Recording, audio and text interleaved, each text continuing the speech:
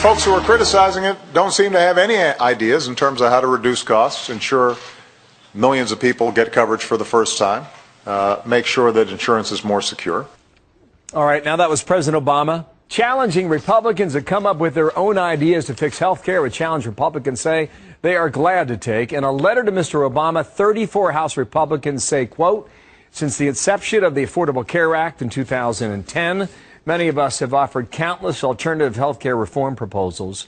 While we understand your desire to preserve your signature piece of legislation, it is a false choice to say that the ACA is the only way to reform health care. It was 2009 there, but it was passed in March of 2010. Tim Griffin, one of the signatures on that letter, member of the House Ways and Means Committee, with me now. And, sir, good morning to you.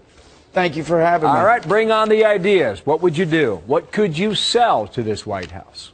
Well, here's the deal. First of all, he said he would meet with anybody. I don't agree with him on much, but I think I can qualify as anybody.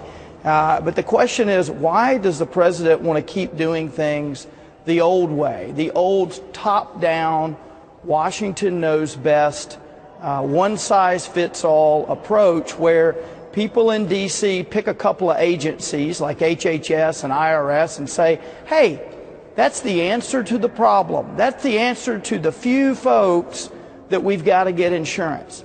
We've seen that that approach does not work. In fact, it's a disaster. And what we say is, look, it's not a choice between Obamacare or nothing. There are a whole host of ideas that we have that will focus on a bottom-up solution, meaning the patient and the doctor make choices about health care. Let me give you some examples. First of all, let's expand the role of health savings accounts so that people can save tax-free and make decisions about their health care and use that money for that. Let's have competition across state lines where insurance companies have to compete. So if you're in Arkansas, you don't have 4 providers to choose from or whatever. You may see a plan in Oregon or some other state, Ohio, that you want, and you have the ability to get that. And we can deal with the high-risk folks, the people that have pre-existing conditions.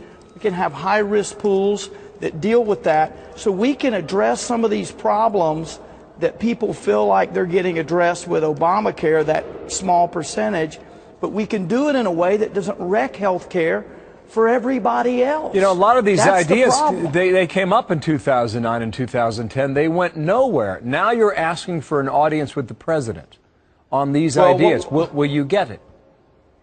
Well, we're going to keep pushing. Like I said, I think I qualify as at least anybody. But here's the thing. Now we have the benefit of showing folks what the result is when you go down the road that he chose. We've seen what their reforms do, and they don't work. And they certainly don't lower cost, and they don't preserve quality of care. And I tell you, Bill, there are a lot of people who like the insurance plan they had. They like the amount that it cost them. But this president said, I know better than you. I'm going to tell you which insurance plans you need and that you can have. Well, we disagree. We think that people ought to make their own decisions about what's